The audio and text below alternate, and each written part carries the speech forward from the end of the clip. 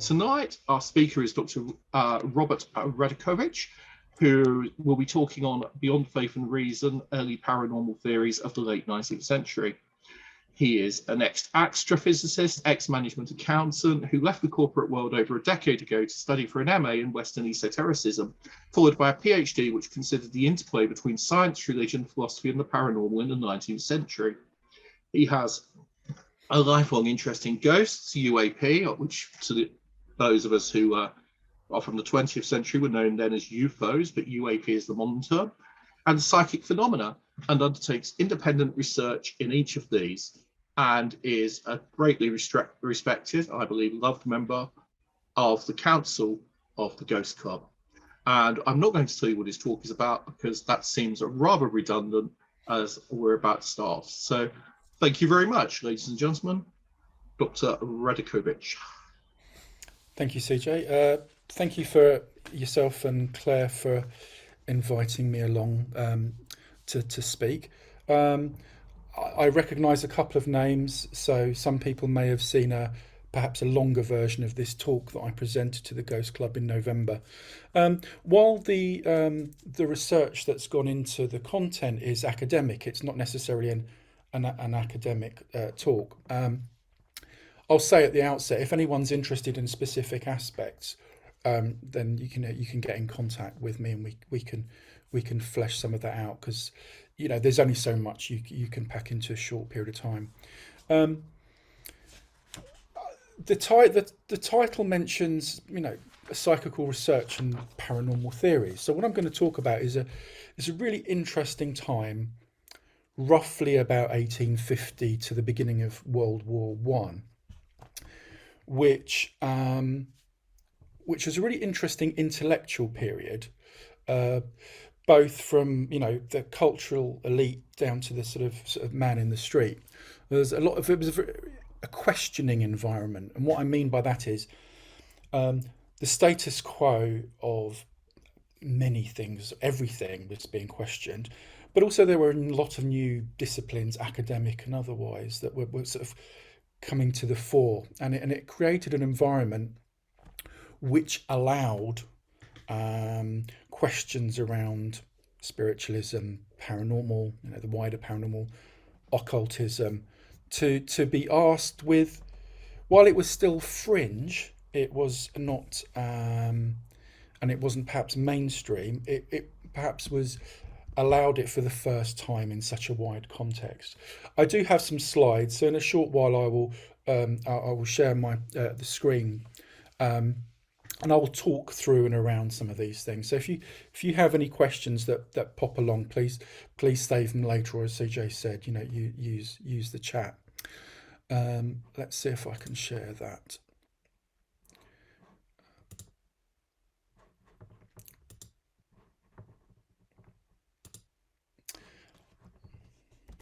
Can everyone see that? A nod from brilliant. Thank you. Yes. First thing is, the ASSAP's own website tackles this rather well as well, talking about what is the paranormal. Tonight's talk is not designed to say what the paranormal is, but just how it was considered at the time. And what your own website does very well is explain the ambiguities of such a loaded term as the paranormal. And obviously, as I'm going to be using that word rather a lot today, and the theories that I'm going to, end up talking about all mention either psychic research or the paranormal, I just wanted to have a very brief look at what these things mean for the context of this evening. As I'm sure all of you will know, paranormal just means beyond normal. But this is very vague, nebulous, and ambiguous. But specifically, it means that beyond normal could be interpreted as unnatural or supernatural, which I see as very different to natural or paranormal. I tend to reserve supernatural for things that are purely religious, things like miracles. They're not designed to be understood. So that's not particularly helpful when I'm addressing a scientific group or with my science background, thinking, well, actually that's not helpful because science is designed to explain things. More nuanced, you could think of it as beyond normal experience or scientific explanation. But that also has its own issues, because that assumes a complete understanding of something like human consciousness, which would explain your experience, which, to the best of my knowledge, no one actually has. And also a purely scientific explanation rather assumes a pure scientific authority. And even as an ex-scientist and talking to a group of scientists, the science we understand tomorrow is already going to be different to what we understand today. So it's always a point in time. And then you have to separate the process of science, scientific methodology, rather from the content. So again, it doesn't really quite work in the way I'd like.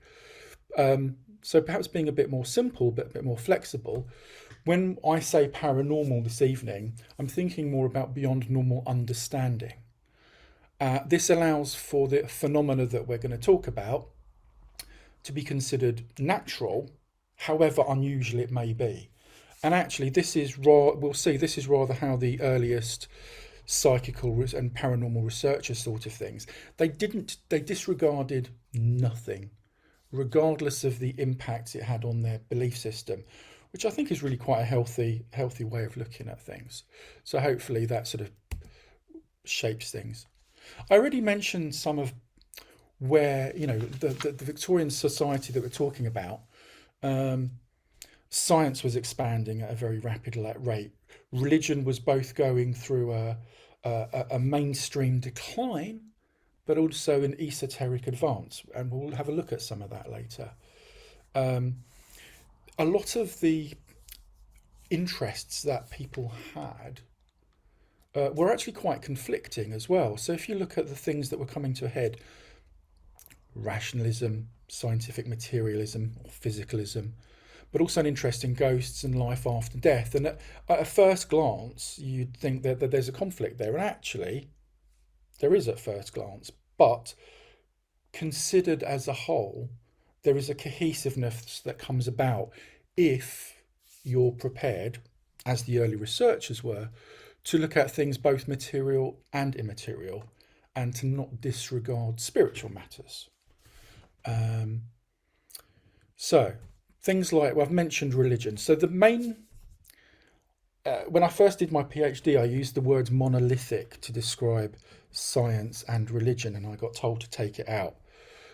But in this environment, the religion and science as grandiose intellectual domains which you can use were changing very much, and they're the two domains we're going to be looking at the most, with psychology playing a sort of a bit part. Philosophy playing a bit part. In response to the decline of mainstream religion in this country, obviously mainly Christianity, actually a lot of the doctrine became more restrictive to try and hone that and make it sort of somehow purer.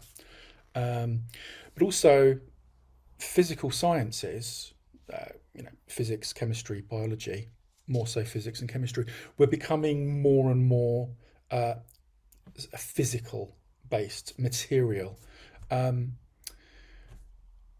Both of those growths, if you like, were sort of regarded as detrimental by a lot of people. So they thought the religion was becoming overly dogmatic and science is overly materialistic and reductive. What do we mean by reductive in this sense? Is that you could reduce everything to something that was understandable by science at that time. And a lot of people, both scientists and theists, academics, etc., just couldn't gel with that sort of contradiction. So what happened 1882 in this questioning environment, in this fertile intellectual sort of groundswell of pamphlets and debates and meetings taking place, the Society for Psychical Research was founded. And there is a partly disputed history, partly not disputed history, but certainly the roots stem from Trinity, Cambridge in the 1850s. Is the earliest I can find. There was a ghost society, which then became the Ghost Club, not the Ghost Club that I'm on the council of, but actually it did form that eventually. At this time, because of where it formed, and this shaped a lot of the time period we're talking about a lot of the society's cultural, societal, financial elite. And there's a good reason, I mean, why people at the time could devote time to some of these investigations, because they had the time and the money and the influence. So it was a really interesting time. 50 years earlier, something like the Society for Psychical Research probably couldn't have been founded. 50 years later, it would have been very different. And even though it's morphed, it still has the very same words in the journals that it did on day one. Now, the reason that the Society for Psychical Research is important at this time is because it seemed to draw in a lot of the original Trinity members, a lot of spiritualists and other interested parties, all together in London, over a space of a very short period of time. A lot of these people were sort of connected to the first president, Henry Sidgwick, who I'm sure many of you will have heard of. Now, there is a sort of a concept, an entity called the Sidgwick Circle that talks about the people who were closest to Sidgwick. He was a very interesting man. He was a student at Trinity, ended up becoming a Don at Trinity, resigned because he didn't want to take holy orders, which you still had to do at the time, and then got reinstated once the law changed. And he was mentor to a lot of the people that I'm going to mention later on this evening. Some of those include Edmund Gurney and Frederick Myers, so founding members of what I'm going to call now the SPR. Sidgwick was also he was a very interesting character, because even though he came from the elite echelons of society, he was an educational reformer, especially for the university education of women. His wife was one of the first principals at Newnham College, Cambridge, which at the time was a female-only college. He was actually quite liberal politically, even though a lot of his family were very conservative, with both a large and a small C. He was ridiculously well connected. His wife was the brother of Arthur Balfour, who not only became Prime Minister but was also President of the SPR. And another brother was Lord Gerald Balfour, another very senior Conservative politician. Her brother-in-law was Lord Rayleigh, a famous physicist, and Henry, on his other side, his sister was married to E.W. Benson, who became Archbishop of Canterbury. So in this one man, you've actually got connections to church and state and academia and almost radical politics for the time. So a very interesting chap. As well as it being a sort of a place where these individuals who I'm going to talk about, these early psychical researchers, were drawn to, these people had interactions with other important members of society. So towards the end, I'm going to talk a little bit more specifically about the theories of Gurney, Myers, William James and Henry Bergson. And Frederick Myers, probably from an academic perspective, has had the most written about him and is very important. But just to give you a bit of an idea of the interactions that were taking place at the time and using him as a bit of an exemplar, he was friends with Robert Louis Stevenson. He was a writer himself, quite an eminent poet at the time. Charles Richet, who was one of the earliest professional psychologists, president of the SPR, wrote many times in the journals. And while I was doing my research, it was interesting to see the interactions on one side with new burgeoning scientific disciplines such as psychology, which was, together with William James and Pierre Janet, was becoming a proper science for the first time. And on the other hand, with somebody like Robert Louis Stevenson, who was famous in his time as a writer, which isn't always the case. And that obviously you won't be able to read them here, but the letters that I've got, which I've held in my hand, which I got from the Wren Library at Cambridge, are to and from Robert Louis Stevenson to Myers, and they're talking about the writing of Dr. Jekyll and Mr. Hyde, a very, very famous Stevenson story, adapted many times in many different formats. And by this time, Myers was already so eminent in psychological spheres, even though he wasn't a psychologist. He invented the term telepathy and hypnagogic, for example. He was offering advice to Robert Louis Stevenson about the psychological aspects of the story, which I found fascinating. And the first letter talks about that it's already gone to the publishers, the first draft, so he wasn't able to incorporate Myers' ideas. But in the second letter, he talks about, I've got, there's been a delay. I have been able to incorporate some things, and there's also a lot of love for some of Myers' own work, a lot of it to do with Plato and Virgil and the like, because he started out as a classicist under Sidgwick. So without going into too much detail, it just gives you an idea of the interaction across quite important and notable members of cultural and academic society that the group that I'm talking about sort of operated in. So it wasn't isolated. It wasn't just the SPR and we're doing these things, and isn't it of a tiny little bit of esoteric importance now. Actually, it affected a lot of society and the new discipline of psychology, for example. Okay, so I've already mentioned that there's some main things that happened in terms of religion and science. So let's have a look at religion first.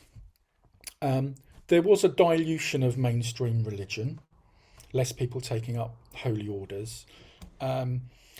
Early scholarship suggested there was a crisis of faith amongst people, certainly in this country. But more recent research and my own research tends to think that it wasn't so much a crisis of faith, but a crisis of faith with the establishment of the church. So people weren't becoming less spiritual, people weren't becoming less religious, they were just becoming less tolerant of mainstream and orthodox Christianity. Also, it wasn't a gradual linear decline, it was sporadic. So you also had many reconversions taking place, which rather validates one of my earlier points, which was there was a lot of stuff going on. There was a lot of questioning taking place. For the protagonists that I'm talking about, Sidgwick, Myers, Gurney, they definitely, explicitly, if you look at their memoirs, still regarded themselves as theists, interested in spirituality and religion, but no longer to subscribe to Christian orthodoxy. Hence, Sidgwick resigning his fellowship at Cambridge because he didn't want to take up holy orders, but later reversed. Church attendance fell. Generally, holy orders were not taken up by the same number of people. Very interesting, but not really for the purposes of this evening. There's what I'd like to call a growing broad church liberalism. So while some aspects of Christianity were becoming more fanatical, if you like, and more radical to try and counteract this decline, actually a lot of the more liberal clergy thought, you know what, we've got to jump on board here. And they started writing and issuing books and pamphlets that were much more liberal in terms of their orthodoxy. If anyone's interested, Essays and Reviews and Lux Mundi were two of the compilations of these works, which are fascinating. And even though at the time there were legal and religious ramifications, these were all largely reversed. Also having an impact on religion was science. So new to the West was Darwin's theory of evolution, also Alfred Russel Wallace, because it was allowing a biological challenge to some of the concepts within the Bible for the first time, in a scientific, standard, methodological way. Tied in with this, also geology and anthropology were sort of new burgeoning disciplines, just starting to take hold within the universities. What you have to, if you're not aware at this time, as well as having to take up holy orders, universities didn't do much academic research. They rather disseminated information to the wealthy classes. But at this time that we're talking about, universities started to actually do some proper academic work, which had a further impact on mainstream religion. And consequently, non-Christians, those of no faith, were allowed to earn degrees for the first time. Just before that, people were allowed to study, but they would never be able to get their degree. So mainstream Christianity and religion was generally declining, but as I mentioned earlier, esoteric spirituality and religion, for want of a better term, was having a bit of a revival. It wasn't the first time. This tends to be a periodic thing. We could argue that the 60s and 70s New Age movement is actually another iteration of what I'm just going to talk about, but more maybe centered on self-help and reinvention of things like, Wicca and paganism. The three main movements or tranches of this spiritual revival, I'm going to talk about them briefly, not just because they're interesting, but there was a membership of these societies that also were members of the Ghost Club, the SPR, and other societies at the time. So there was a lot of cross-pollination, both in terms of membership and presumably ideas. So spiritualism, as a movement, as I was talking to CJ earlier, spiritualism as a movement came around, as I'm sure you'll all know, from the Fox sisters and the family in Hydesville in New York in 1848, 1852. I can't remember exactly. There's a lot going on there. But the phenomena that they described and that was investigated had been going on for centuries. Back to the ancient, Egyptian magic and Hellenic and Roman times in the West. And also many examples if you look at the Vedic texts of the East. Spiritualism had an influence in the early SPR because there were many founding members, and actually the SPR was formed in a spiritualist church building because it was convenient. But it was very strange. It was never very well organised, very well run. It didn't have many doctrines that you could subscribe to, which some people might think is a good thing. But it left things rather nebulous and ambiguous. The only thing for certain was that spiritualists of the time wanted to prove that life after death was a reality, and that communication with departed, now discarnate spirits was a possibility. So it was actually quite limited and limiting.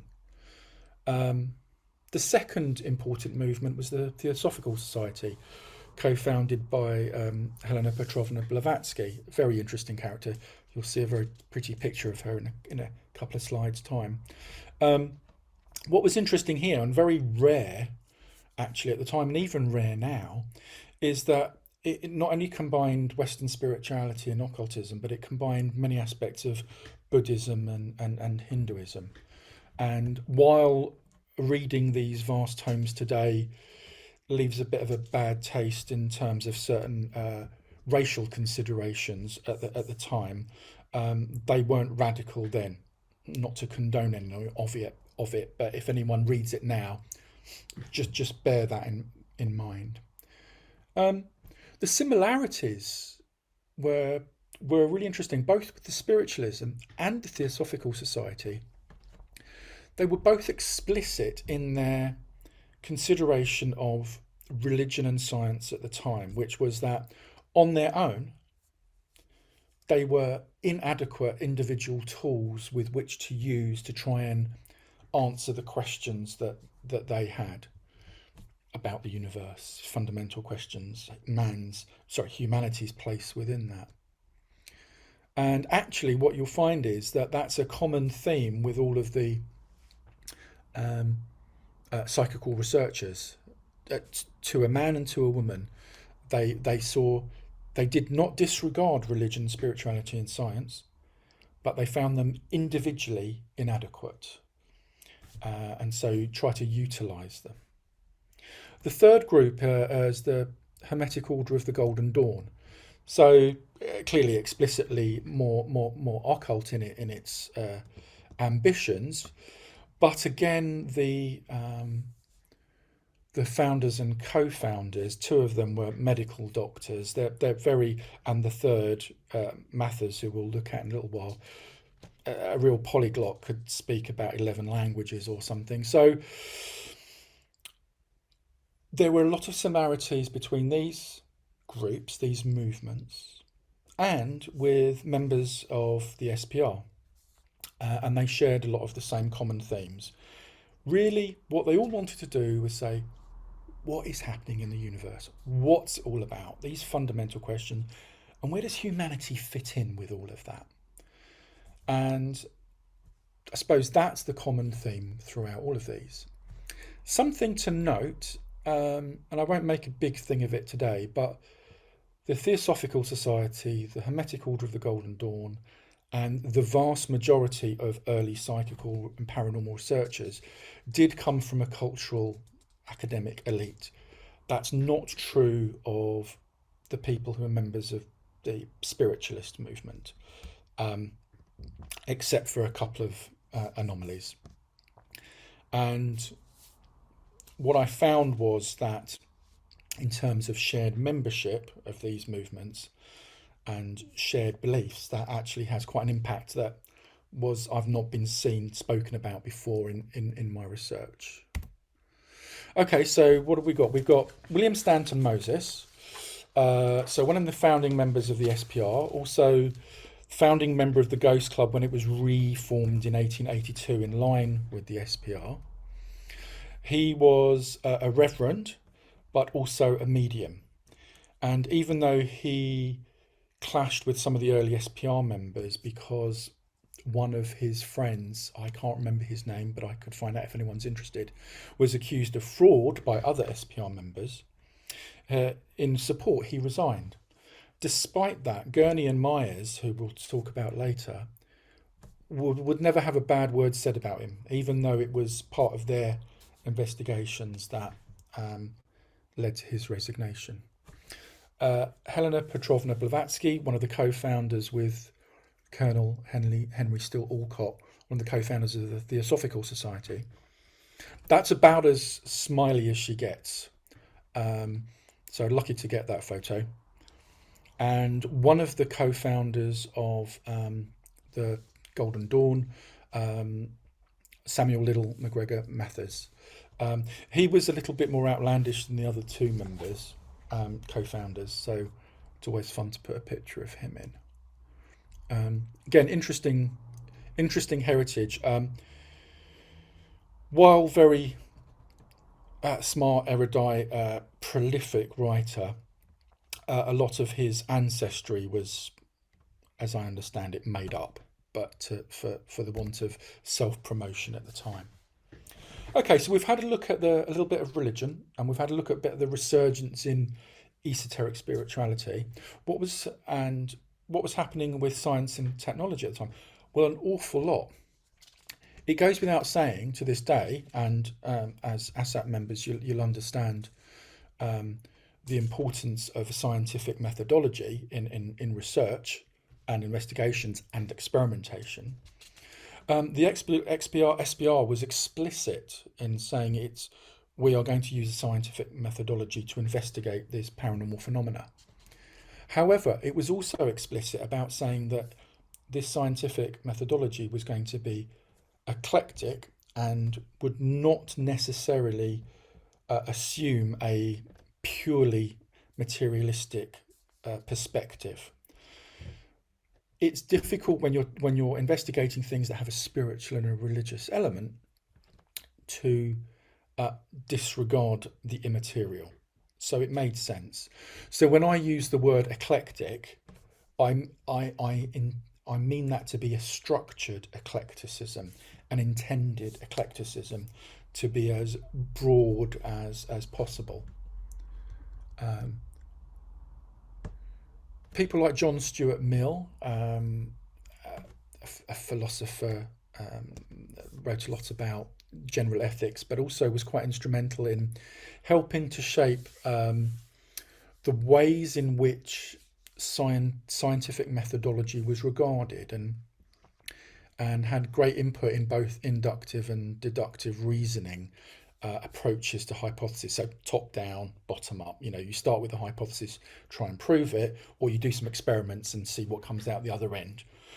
Both are valid in different environments, and pretty much that's what Mill was saying. But he really influenced, again, I'll mention Gurney and Myers in terms of the way they thought about things, trying not to disregard any evidence, regardless of how uncomfortable it made them feel about their own thoughts. I've already mentioned Darwin and talking about the obvious biological arguments there. We also mentioned anthropology and geology earlier, in terms of direct impact to biblical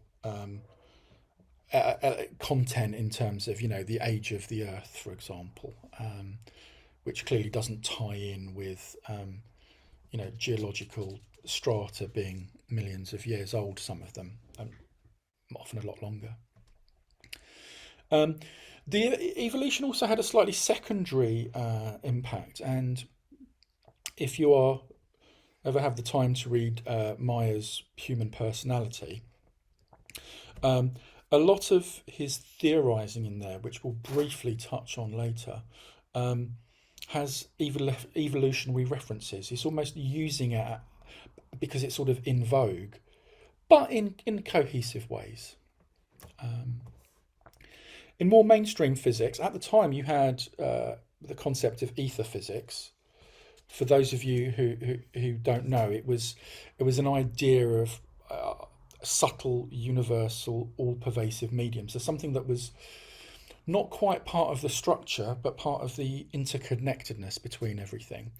And while 10, 15 years later, and the onset of quantum physics, completely threw the concept of ether physics into oblivion, the idea of the interconnectedness of it still holds strong, both at the time and now, in terms of a lot of cutting edge physics, in terms of interactions and interconnectedness between seemingly disparate areas of the material world, never mind an immaterial world. Other links to psychical research, in terms of experimentation,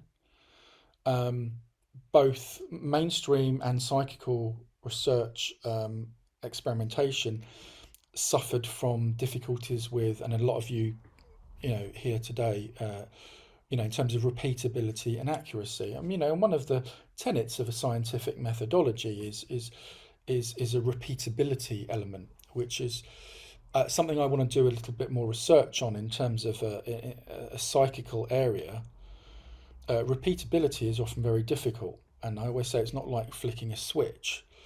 And so if you see something or experience something that may seem to be paranormal, and then you try and repeat that and nothing happens, does it necessarily so, say that phenomenon was bogus?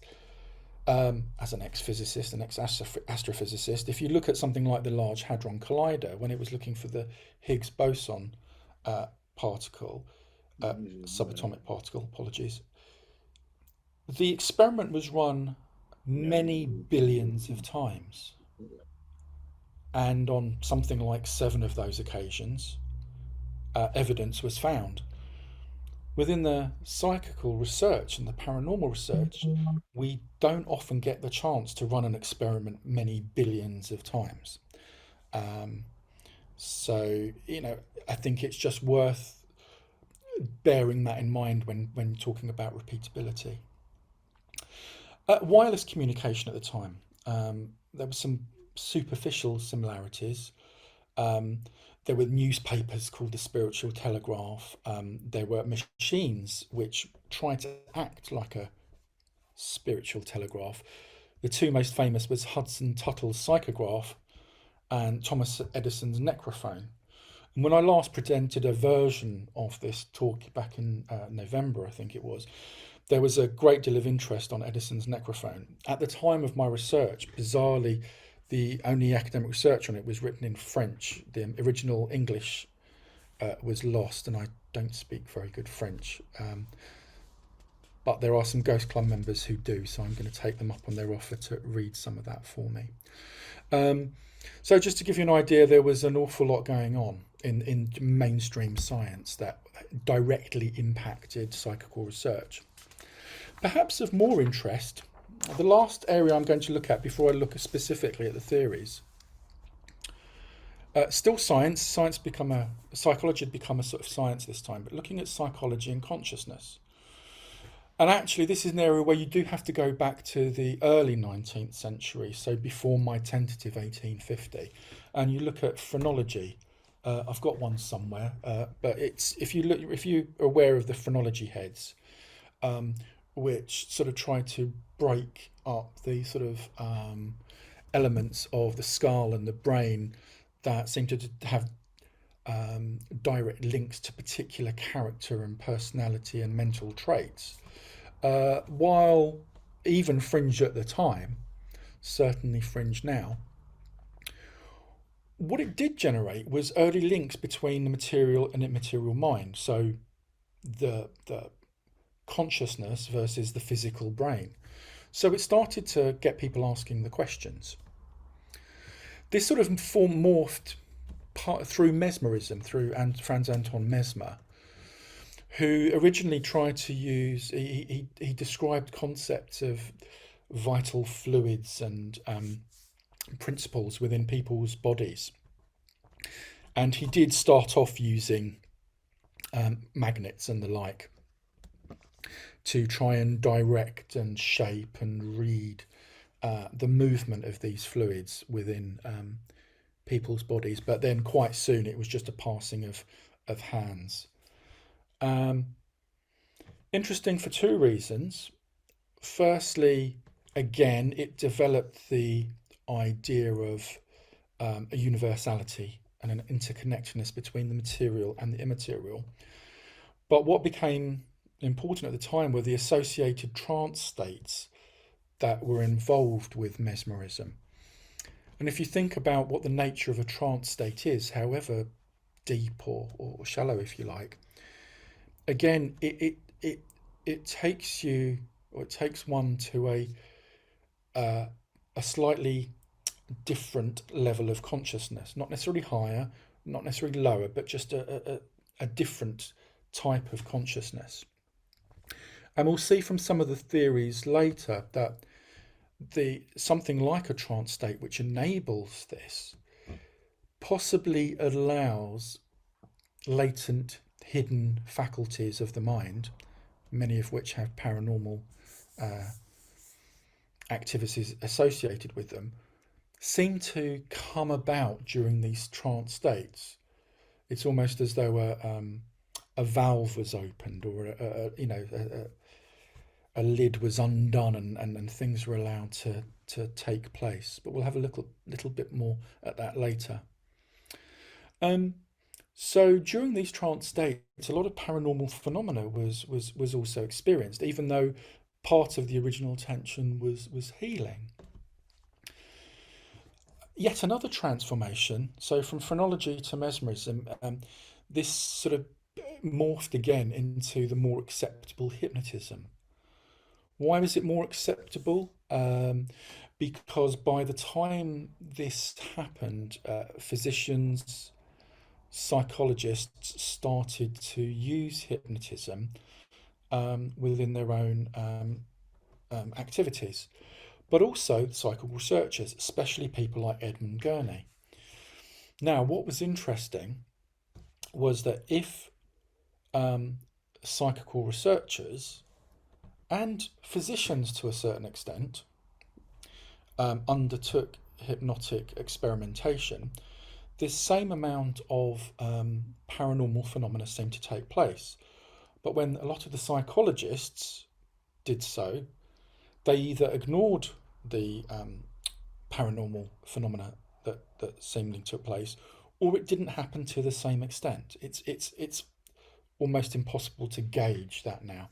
But certainly they weren't so interested in that, unless you're talking about people like William James and Richet and Janet, who wrote in the SPR and very interested in the paranormal. So, as I've already mentioned, psychology became a distinct science at this time. And even sort of post First World War and now, we still use the term parapsychology. Most of the research and academic work that takes place within the SPR, not exclusively, but has a psychological underpinning to it.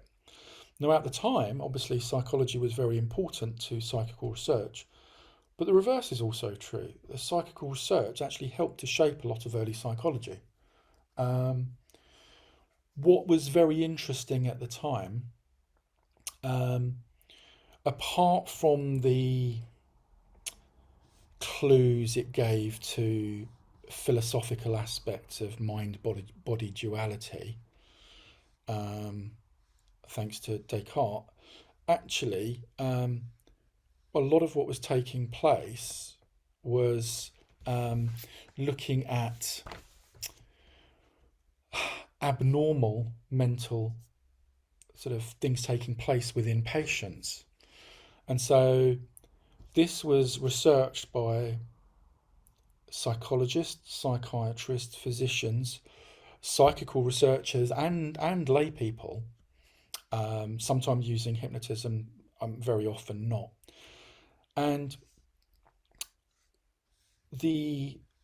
what was really interesting was, throughout all this research, was trying to categorize whether the phenomena, not necessarily paranormal, but could be to do with multiple personalities, for example, whether it was normal psychological behavior, abnormal or pathological, like some disease psychological behavior, or in fact paranormal.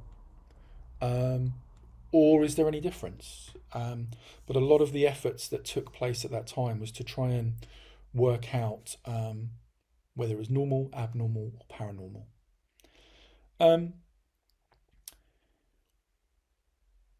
I mentioned multiple personalities, and some cases which I haven't got time to talk about this evening are very interesting in terms of the similarities between potential mediumistic cases, such as what takes place within seances, and also in terms of possession, which we'll come on to a little bit later. The effects, the observations by the people doing the research, for them, quite often it was difficult to distinguish what was taking place. And I'm sure that many people, unfortunately to their detriment, were probably misdiagnosed at the time, depending on who was doing the research. Okay, so just a bit of a recap before we briefly look at the theories. As I've said, intellectually, socially, culturally, politically, there was a lot going on in this time period.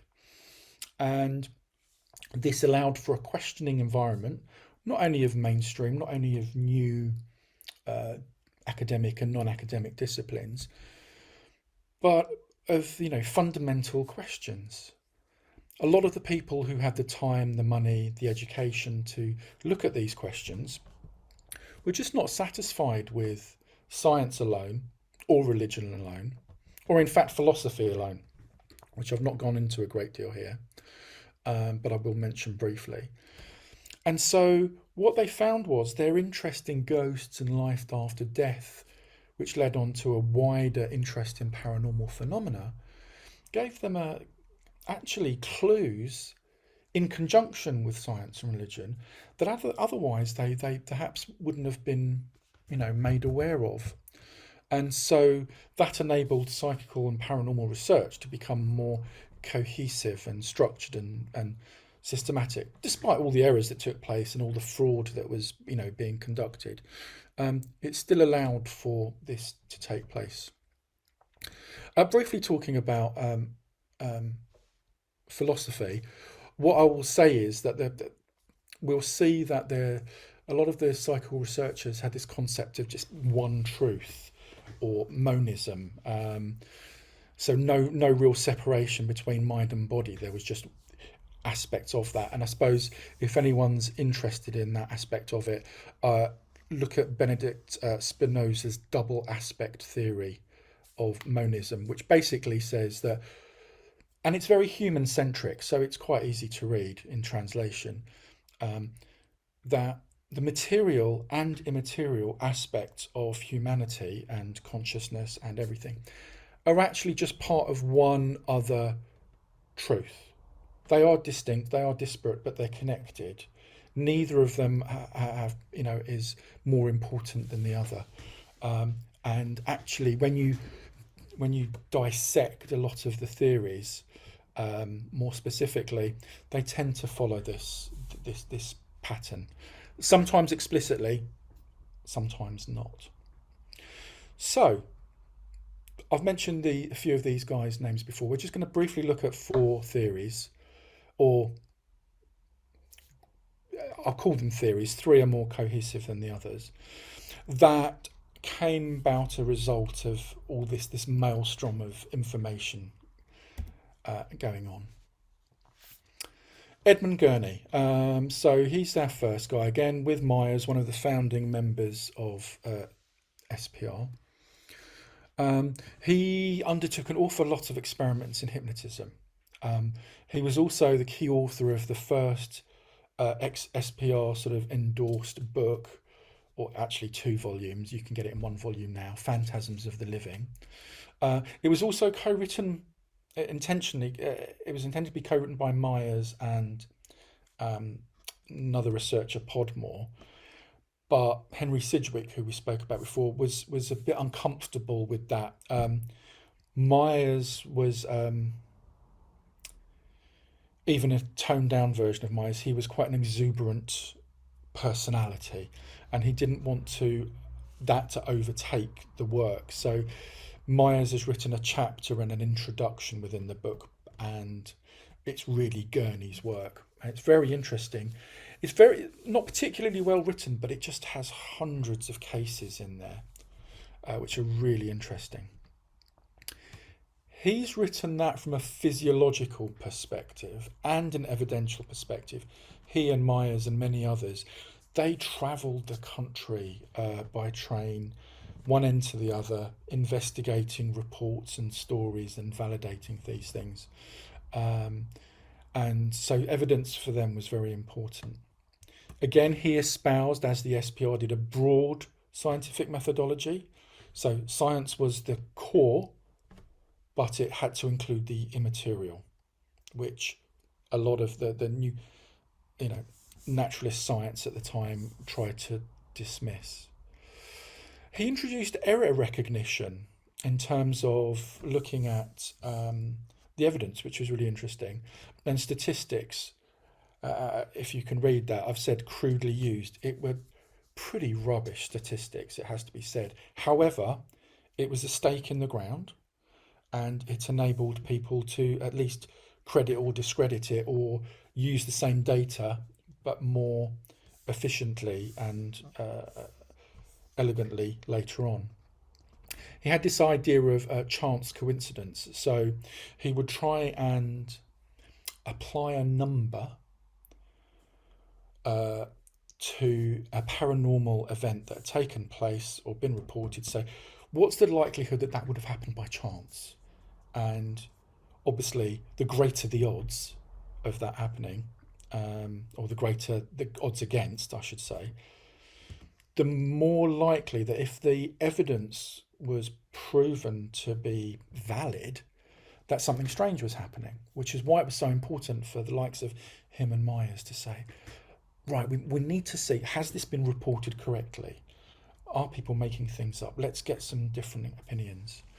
And I would say, if you have an interest in this time period, in the same way you can now, looking at the evidence and the different perspectives, there are hundreds and hundreds and hundreds of cases. They're sometimes really interesting. He undertook experimentation as well as looking at spontaneous cases. And not unsurprisingly, he concluded that telepathy was actually at the core of a lot of paranormal phenomena. Apart from it being quite easy to document, you could run experiments related to it. And it has an inbuilt, the nature of telepathy has an inbuilt interconnectedness, which was one of the cores of, the early psychical researchers' thinking. So he saw it as an intrinsic part of nature, but he took it further and said that individual minds possibly part of a collective unity, perhaps, presaging young, 30, 40 years later, but maybe not exactly the same. He was explicit about the importance of a universal and interconnected perspective, not only within his universal view, his cosmology, if you like, but in terms of psychical research. So this is the structured eclecticism that I was talking about. Don't only have a physician, don't only have a lawyer, don't only have a conjurer, which they often used because they were good at seeing if people were being fraudulent, especially physical mediums. Have a combination of these things and understand the connection between them. So his was not so much a cohesive theory, as unlike the next three that we're going to look at briefly, but he laid a lot of the groundwork for it. Unfortunately, he died very young of a drug overdose, a drug that he was used to treat some medical conditions that he had. And he was one of the first two professional full-time psychical researchers. He came from money, not surprisingly, and dabbled in lots of different things before, unfortunately, he died at 30-something. Moving on to Frederick Myers now, who I've again mentioned quite a lot. Classicist, poet, psychologist. He, again, rather like Sidgwick, came on both sides through marriage and family, very, very connected, very wealthy. Connected to a lot of writers like Stevenson, but a number of others as well at the time. Rather than a physiological perspective, his was psychological, and as I mentioned, has some evolutionary aspects in there. And his thought, was that there were latent faculties in the mind, telepathy, clairvoyance, clairaudience, precognition, etc., the whole gamut, that everyone had but are hidden until something happens. And his way of looking at it was to describe what he called the disintegration of personality. Now, this isn't to say that somebody went through a psychological maelstrom and was severely damaged. It just meant that their mainstream, their common, their normal day-to-day working personality was somehow disrupted. This could be through sleep. This could be through the trance states that we spoke about earlier. It could be through what he called genius. He thought of Robert Louis Stevenson as a genius. What he means by that is sometimes when you get a revelatory flash of inspiration, possibly, there's a lot of argument to say that people like Einstein and other writers had some of this, where you get a complete understanding of something in an instant without actually having gone through the thought process and the research. Stevenson itself also, had little people that he spoke to, so he was quite a strange character. But it's this disintegration of personality that was really interesting. And what it was just saying, rather like the trance states that we were talking about earlier, if you could somehow change your normal consciousness, it would allow these latent faculties, very often paranormal or perceived as paranormal, to come to the fore. What he called this was the subliminal self. So there was a subliminal self that was untapped and didn't show itself until something happened. Again, he saw telepathy as the link, but later on during his research, he realised that actually for him, the concept of possession almost to a stronger extent validated the idea of there being a soul, human survival after bodily death, and the existence of the soul and a spiritual realm. Why? Because a lot of the cases that he saw and was experienced to and investigated, where people underwent supposed alleged possession, in some cases, information was released that the person who was supposedly being possessed could almost have no evidence of. Sometimes it was overseas, sometimes it was in a different language. And it dawned on, and even though it was uncomfortable for Myers, and he says so himself, he says, but the evidence points to the fact that if possession is real, then things like a soul and a spiritual realm sort of have to exist. If somebody just appears to be possessed, but they don't provide you with information that you can corroborate independently that the person being possessed couldn't have known, while interesting, it doesn't provide the same level of validity. So, and of course, while the person is being possessed, they're sort of in a trance state, which again is an example of the disintegration of personality that was so important to Myers. Again, he Human Personality, which he actually was published after his death. It was finished by another SPR member. Everything was there. It was only really the intro. He spoke in there about, again, a monistic cosmology, and he was explicit in the use of those terms. So there being one truth, everything being interconnected, and it's just trying to understand those connections and the universality of all of this.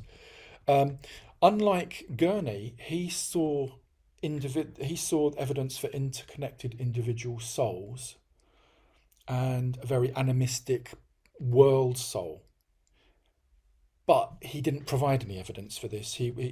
This was really quite a speculative end to the work. I mean, if you read the work, I mean, it does run through to about 2,500 pages, but there is an amazing progression from minutiae to grand, sometimes grandiose, but certainly grand ideas and cosmological principles. But it's a perfect progression, the way he's written it. So then to sometimes at the end where he sort of slightly shoehorned in his own ideas that don't come from evidence but are speculative is interesting, but have to be taken with a bit of a slightly different perspective, I think. Okay, so the last two, William James and then Henry Bergson. Um, I've also done this in chronological order. So William James, again, massive fan of Myers, one of the three founding fathers of psychology, together with Janet and Richet. If you get, and I've done this, I've got it somewhere, but if you open a psychology textbook, an undergraduate psychology textbook from today, the definition of psychology is William James's. He's that important to mainstream psychology. He never regarded himself as a psychical researcher. However, he ended up doing a lot of psychical research because it helped in his view of consciousness and psychology, and so never dismissed it. And if you look at some of his later works, there's always a chapter in there about paranormal phenomena, which would be difficult to do now in a mainstream psychological textbook, for example. So, great kudos, to him for doing that. So he comes from a slightly different perspective. So he was trying to use paranormal phenomena and thinking about it to actually validate his own theories about consciousness. But then you see there's an amazing amount of similar, and he was connected to the SPR and actually found a president of the American SPR. So he's not just an extra here. His early ideas of consciousness developed into what he called a sublime reservoir theory. So rather than this cosmic wide reservoir being made up of individual souls, rather like Myers thought, it was the construct of the reservoir itself that was accessible by individuals while alive. So he didn't really believe in a soul, but he thought that all living things had an essence that was part of this reservoir of knowledge, interaction, communication. So subtle difference, but he didn't think that the soul survived bodily death. But he did believe in immortality of these essences. Now, you could argue simplistically that sounds rather like a soul, and the semantics are whether they're part of the structure of the reservoir or just dip their toes in. So there's not a huge amount of difference. But it is true to say, if you read it, it's not only psychological, there's a lot of metaphysics in his writing. He refers to Gurney and Myers a lot in what he talks about, and it's very, very cohesive, and as such an important thinker of the time in other realms, it makes very interesting reading. Henry Bergson, who was SPR president just before the beginning of the First World War. The reason my research stops there, if I didn't mention earlier, was two things happened at the beginning of the war and at the end of the war. A lot of people died. Spiritualism became much more important, had a greater influence on the SPR, and it changed markedly from the period up to the beginning of 1914. And also after the war, parapsychology became more of an academic, or tried to become more of an academic discipline. So you'd have to have there's a whole different context about talking to that. So Henry Bergson is like the bookend, if you like, of this initial period of the SPR. And he developed a theory called the filter theory, which is very, very similar to Myers' subliminal self theory. And he called it a filter theory. And the way he described it was, in our normal waking everyday lives, we have what we call a mundane intellectual equilibrium. We're conscious, we can do whatever we want, but when something disrupts it, it enables these higher mental faculties, again, telepathy, clairvoyance, clairaudience, precognition, etc., to manifest, to show themselves. And it also suggested to him that not only did it suggest the idea of interconnectedness and a soul, but the existence of an immaterial realm where, because what you have to remember is, and this is where the influence of the spiritualists and spiritualism never completely dissipated, was that if there are these souls who have departed their bodily state, they must exist somewhere, so there is a spiritual realm. And if you can talk to them, if you can communicate with them, whether through possession, mediumship, luck, whatever, then this interconnectedness and intercommunication is vastly important. But it does suggest that these entities reside somewhere. I'm almost finished. The very last thing I'm going to talk about is just bringing all this in together into what I call a typology, just a way of bringing these together. If I haven't already reiterated, it must be stated that everything I've said, I'm not validating any of these theories. I'm not suggesting that any of them are right or wrong. Just trying to give a sense of what the people who were investigating the paranormal at this time, how they thought about the paranormal and what it was for them. And today or some other time, it might be interesting to think about actually what relevance that their thinking has on today's psychological, paranormal and psychical research. In fact, a lot of people are trying to get Henry Bergson's filter theory back into the mainstream now. I think I've spoken about all these, but these are a lot of the pictures of the hipsters of the time. From left to right, William Barrett, Lodge, Sidgwick, Hodgson, Podmore and William Crookes. I will just mention William Crookes on the far right. He was either a member of or president of Ghost Club, SPR, Theosophical Society and the Hermetic Order of the Golden Dawn. So he did everything. So, and of course he's one of the most eminent physicists of the time. So he was an interesting character, and also possibly had an affair with one of the Fox sisters when he was investigating them.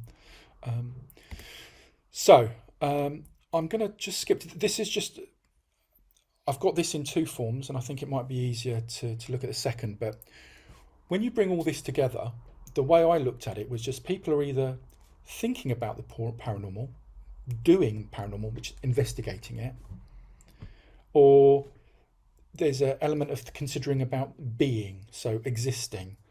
If we have a look at what those things mean, and this is the very last bit, in terms of the thinking or the philosophy, if you like, the core things are, and I've mentioned these before, universality, one truth, effectively.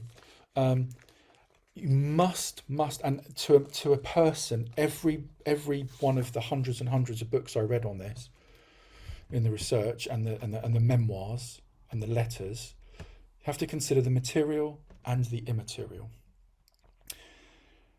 Eclecticism. So here I'm talking about eclecticism in the thinking. So you can't disregard anything on its evidence, however uncomfortable the consequences of that evidence are.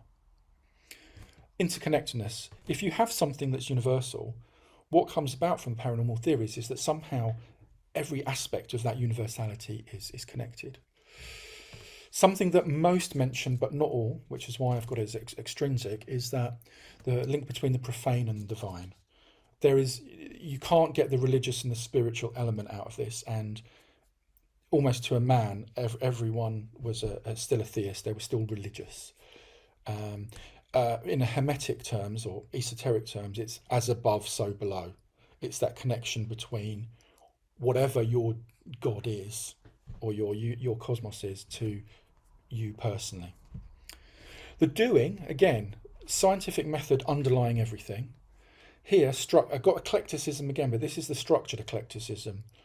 Have a doctor, have a writer, have a conjurer, have all manner of skills involved and using that scientific method. Really fundamental. What you're doing, you're trying to locate these hidden faculties and the layers of consciousness, whether it's a filter, something subliminal.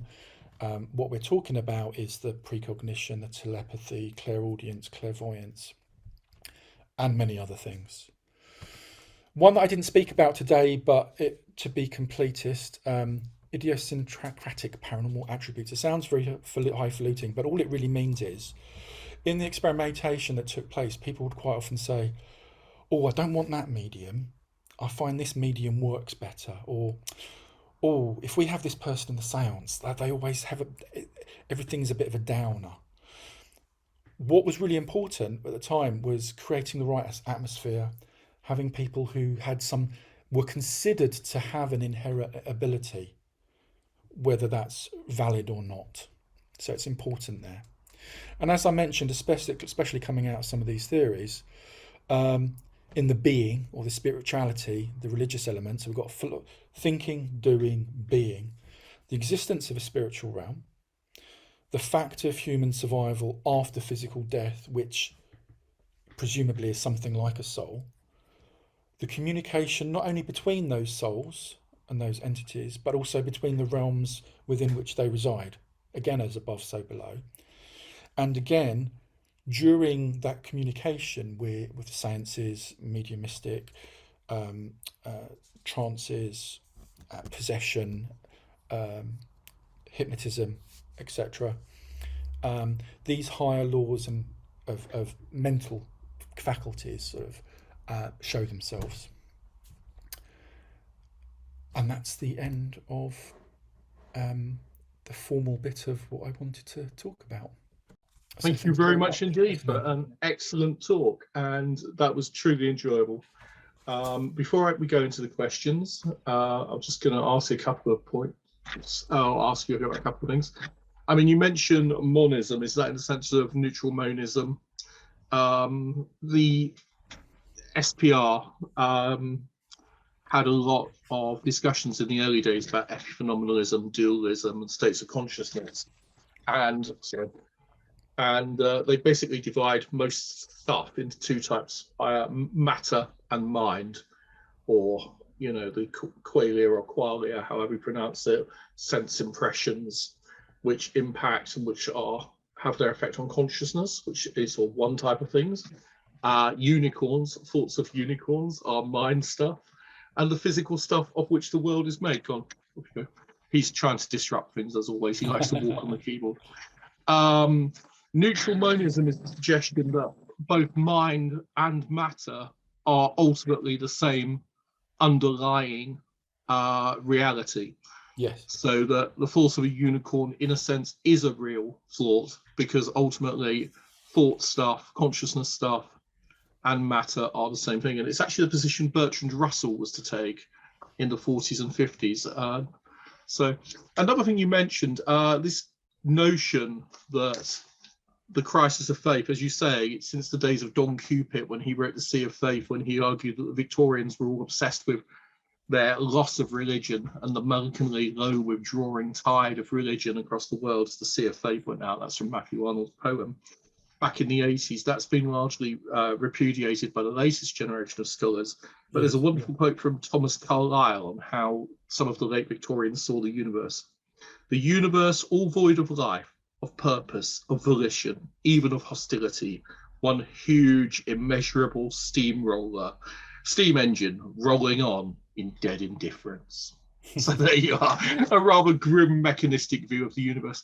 But you mentioned Darwin, and one of my personal bugbears is the claim that Darwin and evolution was opposed by the early church, by the Victorian Church.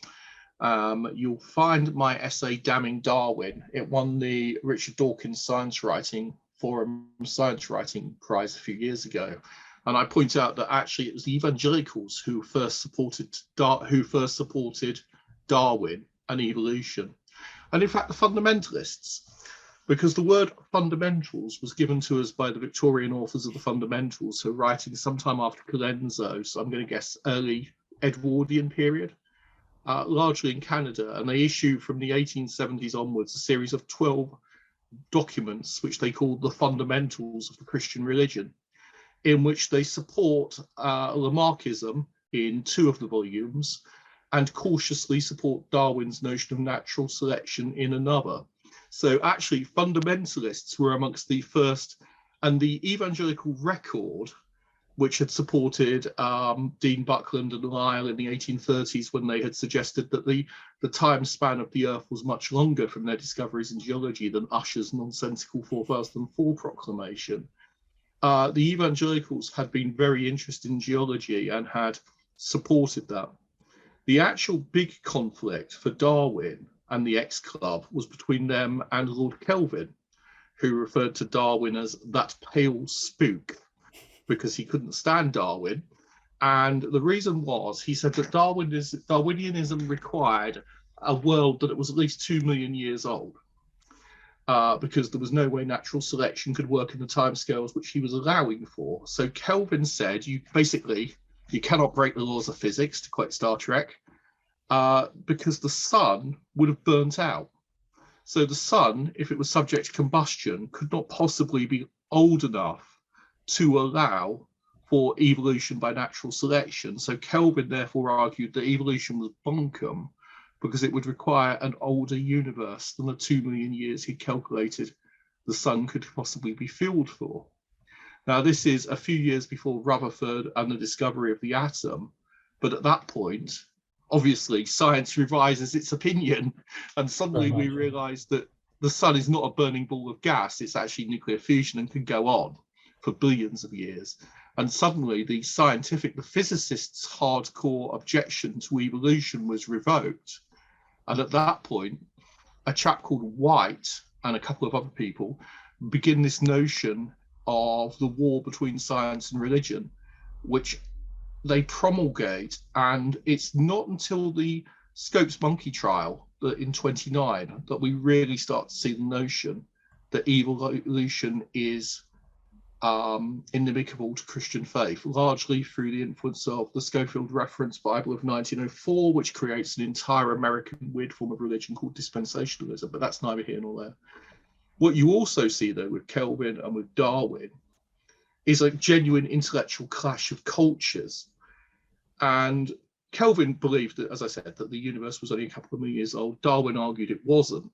But everything we believe we know about Darwin and his clash with the church, and even about Thomas Huxley, has been informed not by Darwin's actual writings, correspondence, or his own agonizing over his faith, but by the militant atheist schools of the 1950s and 60s who adopted Darwin as an anti-church hero with a kind of Enlightenment myth.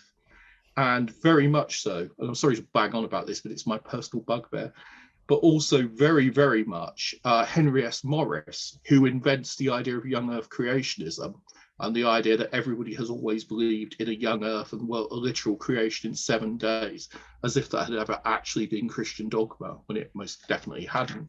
In the 1960s, the notion of young earth creationism is actually relatively rare, and it's only the dispensationalists who bring it up during the era of Schofield. So a lot of what we see as common sense, and we know to be true, just as the Victorians, is in fact no such thing. And that is why I will constantly, whenever anyone references Darwin, say, actually, it was the fundamentalists who supported evolution, and it was the evangelicals who supported evolution, and it was the physicists who said no. So sorry about that, Robert. That was my endless rant and my personal bugbear. No, that's okay. I think the point is that it added to the questioning environment that for the first time, biology as a discipline was used as a tool to question not only religion but many things. Yeah, but I mean that's Gould's argument, and it was the Stephen Jay Gould who was, of course, later fell out with Dawkins. The two of them had quite a famous row in the 80s. But Gould's attitude in Times Arrow Times Record, and when he's talking about the Victorians, is that the natural sciences suddenly find themselves in astronomy and various other things, expand the age of the universe, expand the scale of the universe, and that for the first time biology is in conflict with revealed religion, but it's actually what form of revealed religion, because Christianity, if you look back at the classic medieval theology, if you look back at the classics of the latitudinarian, the broad church movement that you mentioned from the 17th century through to the 19th century, it's an important strand of Anglicanism I belong to. If you look at those kind of traditions, they never actually hold to young earth creationism or any of that stuff in the first place. So it seems to set up a straw man to knock down. And the other thing I'd say very, very strongly on that angle is that there's been a tradition of something called natural theology, which has been around since the Middle Ages. It grows out of the scholastics, and it's understanding the nature of God by looking at the world. So naturalists had always been involved in questions of religion and vice versa. But we could talk about this for hours. I mean, it's just the Victorian church is my personal kind of fascination. So I'm going to rant on about it. Let's get back to the question. Sorry about that. I was really curious. I really love talking about Darwin. Somebody has to, don't they? Jan van Wy at the Darwin Archive in London has done a huge amount of work looking at Darwin and faith and looking at the intellectual situation. What do you think about the notion that Barrett was the true founder of the SPR? There you go. There's a contentious well, question. technically he was, but and he also, there was a journalist who he co-founded it with. He was the driving force. Part of the reason for that was Sidgwick, Gurney, and Myers had already, by this stage, they'd got tired with psychical research. Yeah. Both mentally and physically and philosophically tired through sort of lack of, not so much lack of evidence, but there was a lot of fraud taking place with the physical mediumship. Sure. And so but when the notion came up to form such the SPR effectively, but such a society, Gurney and Myers, who would only join if Sidgwick became president. Yep. And so even though Barrett was the technical instigator, his immediate influence waned quite quickly. However, he outlived most of them. He was the first secretary. So his influence sort of came full circle again. I was really surprised. It was political, but he was the actual founder. I was very surprised to find out that he was, in fact, the first secretary before Gurney. I didn't know that. I didn't realize that he'd spent a couple of years as secretary, and that Gurney then comes in and takes over the role. And I mean, Gurney is a beautiful, according to many people of the time, the most beautiful man in England. He was considered to be extraordinarily charming and attractive. It must have been that moustache. But he was a complete intellectual waster. He'd failed in medicine, he'd failed in law. His list of failures is astonishing. But he suddenly finds his forte and goes through. I noticed you mentioned his death as an accident down in Brighton. I don't know whether it was an accident or not, but it was definitely due to a drug overdose. I think is it Trevor Hall? Yeah, strange case of Edmund Gurney. Yeah, who I think his only raison d'etre is to knock the I think it's sort of down for the sake of it. So Smith and the other fellow who were involved in the experiments. I mean, I think Smith later, who becomes Gurney's he becomes the secretary to Gurney, and he does a lot of the actual physical work of writing things and dealing with correspondence and stuff. And they'd been doing a series of investigations involving telegraph boys, post office boys, and ESP trials, which, according to Smith later, he admitted they were fake. He was also one of the founders, though, of modern British cinema. But then I think it was that way around, but then the other chap who was involved said, no, they weren't. They were always genuine. And Hall makes this rather tenuous case that it was a deliberate suicide rather than an accidental death. But it's definitely one of the more fascinating stories from the era. Yeah. Okay, thank you. Thank you so much. It's been a brilliant talk, and I'm sorry to ask foolish questions, but it's what I do. Right, let's go down. Caroline, do you want to ask the questions? Thank you. Thank you very much, Robert, for a lovely talk, scintillating and mind-inspiring, as all of us have written below how interested they were in it. The first question, bypassing the one about chalk ices, which I'm sure you don't want to get involved in. That sounds fun. Go Yeah. on. Oh, go on then. If you want to know, like chalk ice or Magnum, what's your choice? Robert? Me, Magnum. There you go. Well done to the people that chose to have a Magnum over a chalk ice. Anyway, moving on to the proper questions. Gavin Dingley said, Sir William Crookes and Sir Oliver Lodge ether theories regarding the afterlife and the paranormal. I think that was in question to who was responsible, that was accused of fraud.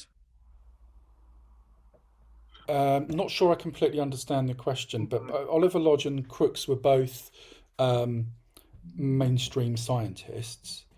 Both undertook psychical research, and both found evidence of fraud amongst those they researched. But Crookes, again, so the link is that he did research on Katie Fox, one of the original Fox sisters. So I'm not quite sure whether the fraud element comes into it, because he never found her guilty of it, but there's a lot of evidence that they were actually having an affair. So Okay. I just assumed it was referenced the fraud because I was watching the questions come in with what it was that we were talking about at the time.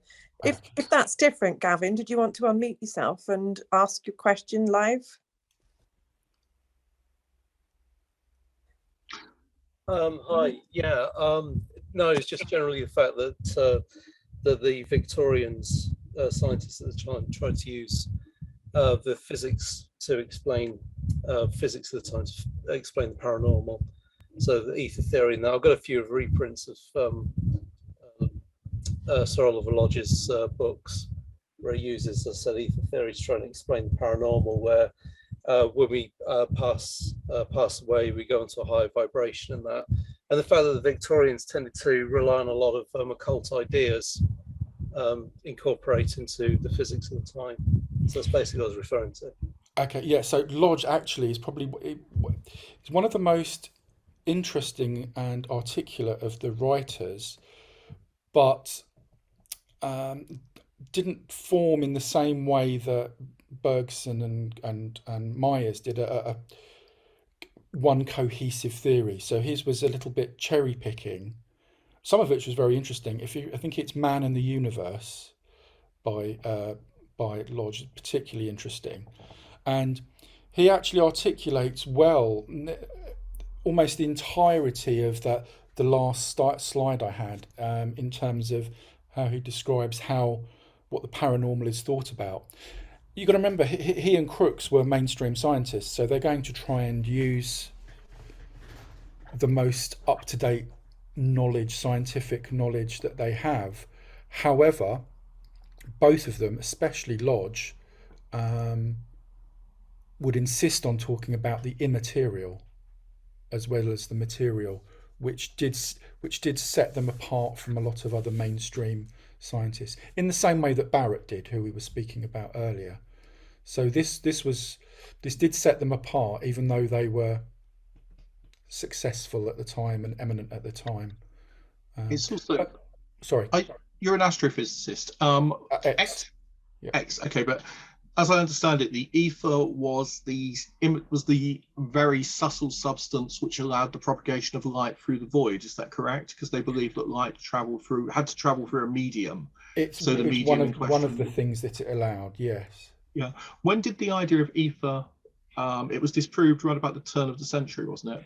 Yeah, about 1904, 1905, pretty much when quantum physics reared its head. And now we see quantum physics invoked to explain the paranormal in much the same way that the etheric, the ethereal, and those words, though that scientific paradigm still persists, but it only persists in terms of spiritualism, doesn't it? We hear those words, the ethereal plane. Yes. However, the idea of the universality and the interconnectedness aspect of the ether, rather than it being a medium, are now actually becoming more more prevalent's the wrong word, but become sort of more mainstream thinking, and the idea of a one universal truth, whatever that might be, not even thinking about a spiritual aspect, is now being spoken about by contemporary physicists to a much greater extent. So they're not reinstigating the idea of ether, but they're instigating some of the properties, some of the more of the sort of philosophical properties in some ways that it had. Holographic universe and that kind of thing, then. Yeah. Which is a bit essentially as above, so below. But you mentioned the quantum physics being used to explain quantum used to explain paranormal. You have to be very, very careful with that. If unless you actually understand. Well, somebody says that, a lot of people say no one really understands quantum physics, but if you look at it superficially, yeah, it's really easy to make a link. But if you understand the quantum physics, it's quite tenuous. You have to be very careful.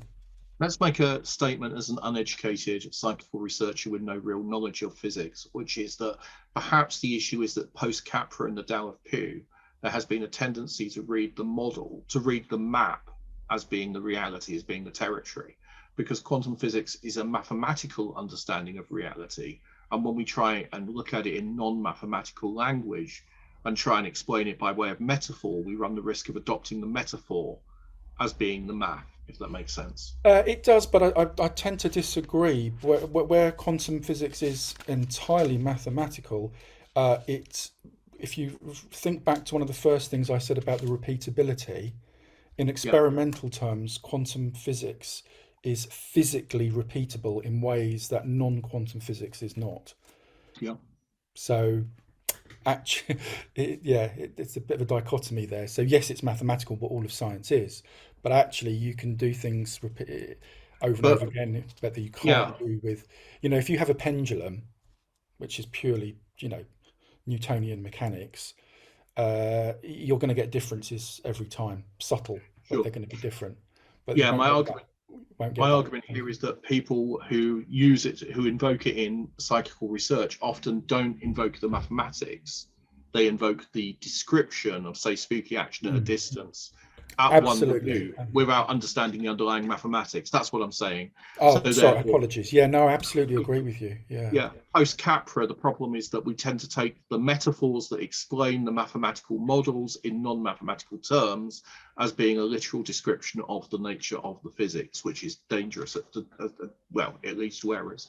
I think the biggest example of that is quantum entanglement. I mean, I'm not a physicist, but I used to date the editor, processor for the Journal of Quantum Physics. So she taught me a fair degree of contempt for people trying to explain the maths in. She used to like to try and show me how the maths worked and explain why the human language description of it failed. Okay, thank you very much. Next question, Caroline. It's more of a statement from Gavin Dingley. Again, it says Carl von Reichenbach, building on the work of Mesmer, used trance state sensitives to observe the odic force emanating from crystals and magnets. Not just trance states. Robert, have you noticed? Do you know what kind of trance state sensitives he used? Gavin, do you know?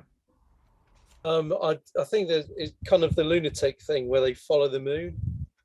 He used attractive young women. Oh, right. Yeah. Okay. Yeah, it was largely attractive young women. More of this kind of psychical research. Sorry, Robert.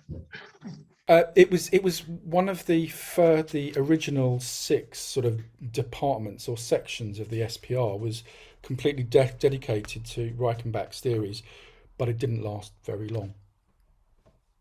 Yeah. So and to that end, other than what you've said, I don't know a huge amount more, but it was definitely well regarded initially. The problem with it was beauty over substance. Then it was subjective. There were certain people who could see the phenomena, and there were certain people who couldn't, and therefore it was impossible to objectively verify.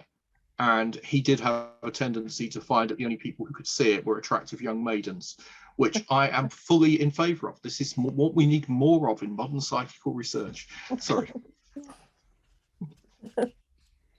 My mind's going boundless what he's going to try and get the exec to do at conference. Actually, Robert, that's another point. Not attractive young women. I'm sure you have many in the Ghost Club. Do send them over to ASSAP. The actual point I was going to say was the other committees included the Committee on Haunted Houses, the Committee on Thought Transference, which comes to telepathy, the Committee on Mesmerism. And mesmerism becomes via Beard and others, it becomes the modern hypnotism.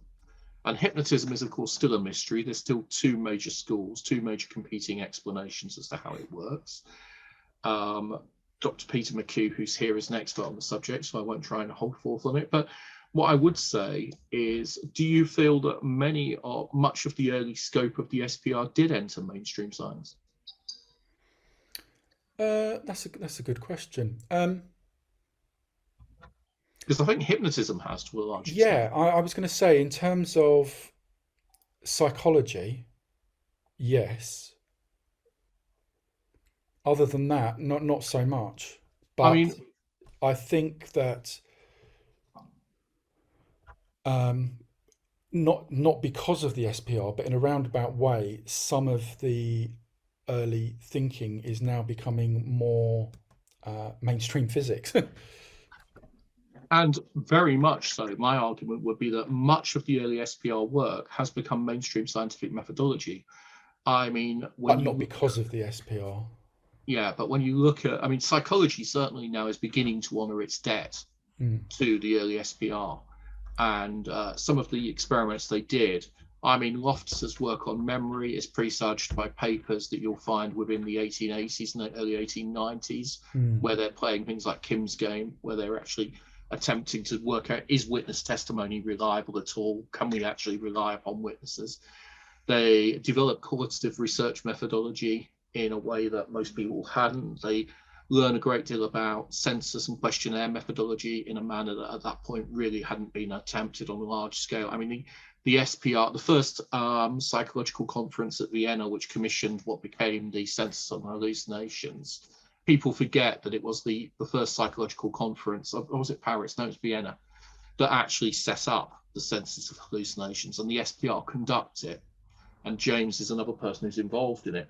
I think my argument on the psychology side of things would be that there is no differentiation at all between psychology and psychical research until Wilhelm Wundt and the development of the positivist experimentalist, kind of what we would now call Popperian school of psychology, which comes a bit later. The introspective school is largely, if you read back through the first issues of the journal, which I did because the SPR dumped 2 tons of them on me, and I ended up sleeping them in a bathtub full of them throughout my college years because I had no way of getting rid of them. But that's another story. But yeah, that was how I got into this, by the way, in a large extent recently. The Victorian stuff was I actually ended up sleeping on all their journals, so I thought I may as well read them. But that happens to us all, I guess. Anyway, moving on. Yeah. Next question. Just lots of comments now with gratitude from everyone who's watched. So Inska says, thank you, Robert, for this interesting talk. Christian Landers says, an interesting presentation and talk. Edwards, I really enjoyed, very informative about Victorian researchers. Kieran Farrell, really great talk, Rob, thank you. Karen Kelsall, very interesting talk in how the Victorians perceive spiritualism. And it just goes down the list of comments like that. So it's been very well received. And from myself, thank you again from everybody that's watched this evening. That's very kind. Thank you. And apologies for my kind of Viva Voce questioning of large chunks of Victorian culture. It's my great love and passion. No problem. Luxonian vitalism, last question. You know the notion of the life force, as you say in Bergson's. Is there anything, from your experiences in the Ghost Club, your personal experiences, do you think any of these researchers have anything to say to us about the modern apparitional experience? I think that yes, but I suppose it's quite general. I do think that the interconnectedness and the universality that seem to underpin almost universally for them their theories, their thinking, and their commentaries.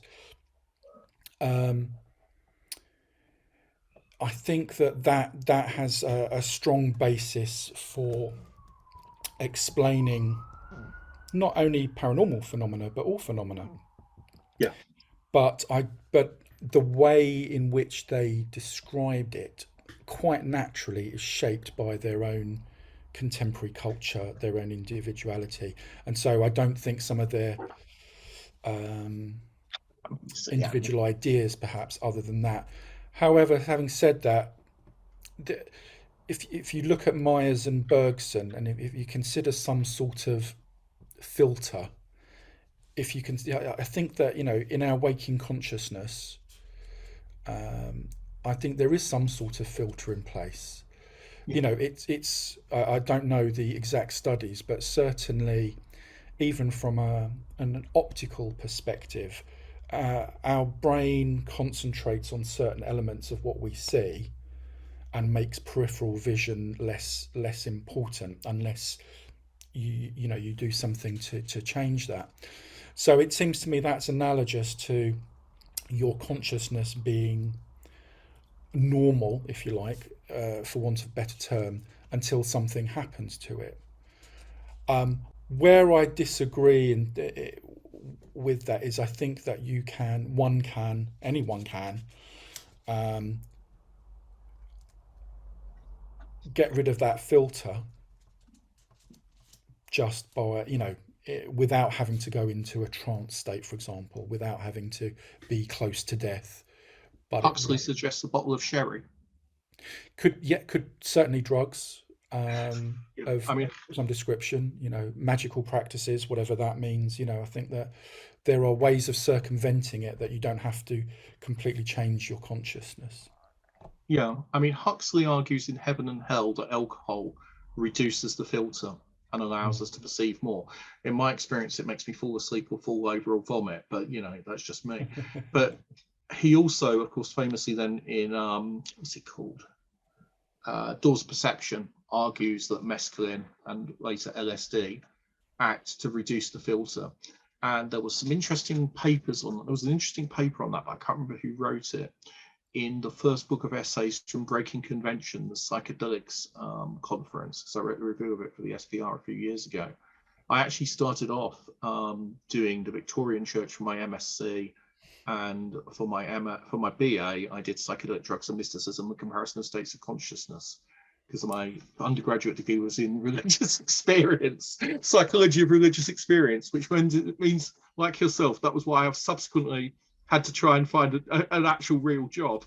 But if you haven't read Christopher Partridge, then he touches a lot upon drugs and the paranormal and the occult, as well as a lot of other things. But yeah, he also writes about demonology and music and stuff. But he's certainly written about psychedelic drugs within occultism, which is very interesting. Because we talked quite a lot tonight about early psychical research, and we talked a bit about spiritualism, but we didn't touch on the Golden Dawn, on the Society Rosicrucian in Anglia, or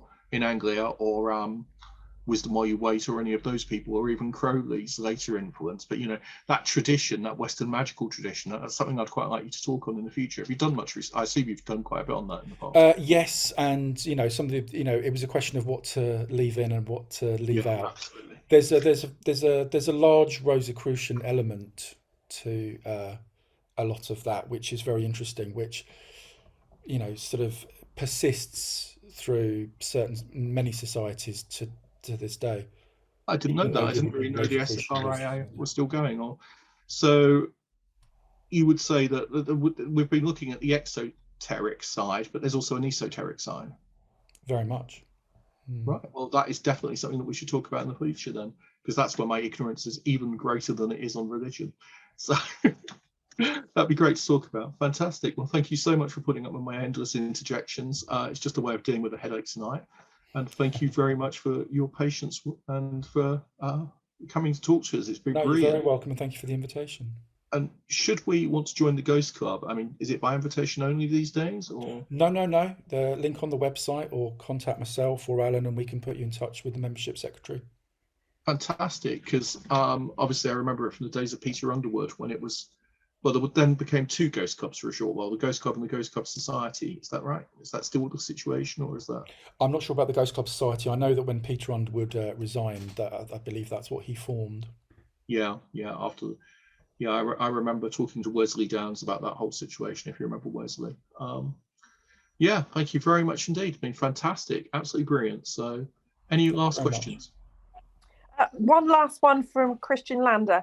Christian, my lovely, do you want to open up your own mic and ask it? Everyone's probably bored of my voice now. Yeah, probably. So it's You're not supposed to say that.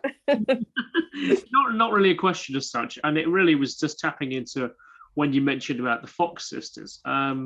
It's not really relevant to the conversation we're having here, but about 2008, 2009, I went to the Nottingham Library, and I was generally just asking about what kind of records they had in form of the paranormal, anything supernatural and spiritual. And this woman who worked there, she went into the archives downstairs and she brought up these massive, long red boxes, and they contained, clearly someone was very dedicated to their craft of coordinating and putting together everything from the esoteric to the paranormal to ufology.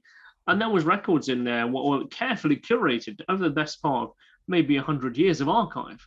And there was a particular article that I found in there from the Nottingham Guardian Journal from 1924, sorry. And within that newspaper was a clipping, and that clipping was a review of a book that would just come out in 1924 called A Tale of Two Worlds. And that book I actually did find at the Philosophical Society.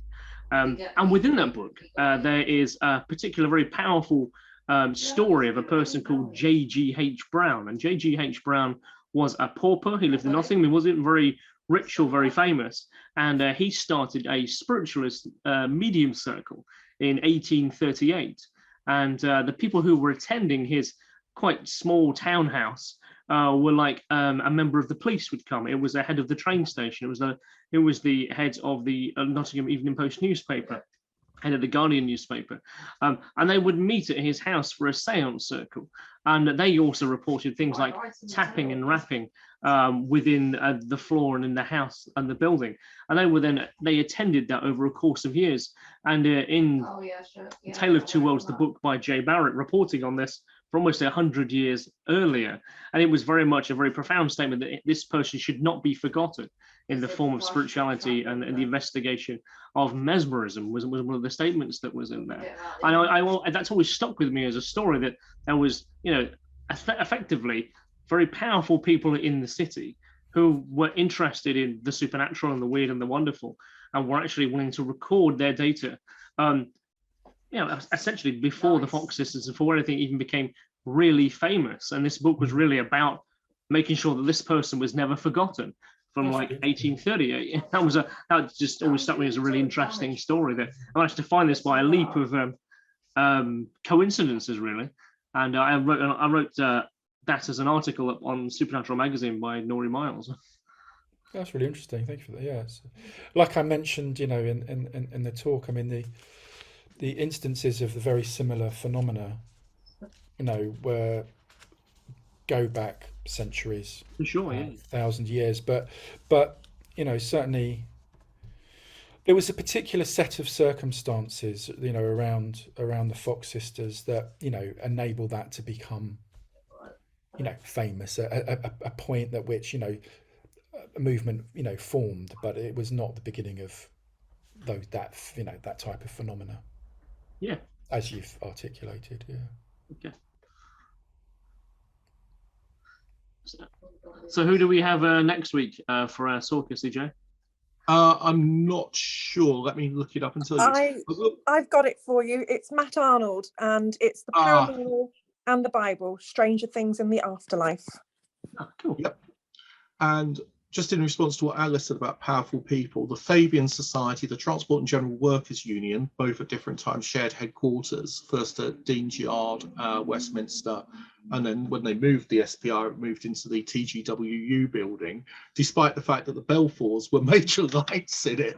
So you had the Conservatives, the Socialists and the Liberals all involved. And of course Edith Nesbit and her famously philandering husband, whose name I forget, Victor, was it? They also were very prominent early members and were heavily involved with Gurney at the time when he was at Dean's Yard, and with both the Fabian Society links and with the early SPR. So there you go, completely pointless things that nobody wanted to know about because CJ just likes the Witter. But thank you very much, Robert. Fantastic talk. And You're very welcome. Thank you so much for coming. And I'll see you hopefully at the conference, and I'll certainly be seeing Alan there because he's going to be talking. Is Alan still here? Hi, Alan. And thank you very much to everyone, and see you all next week.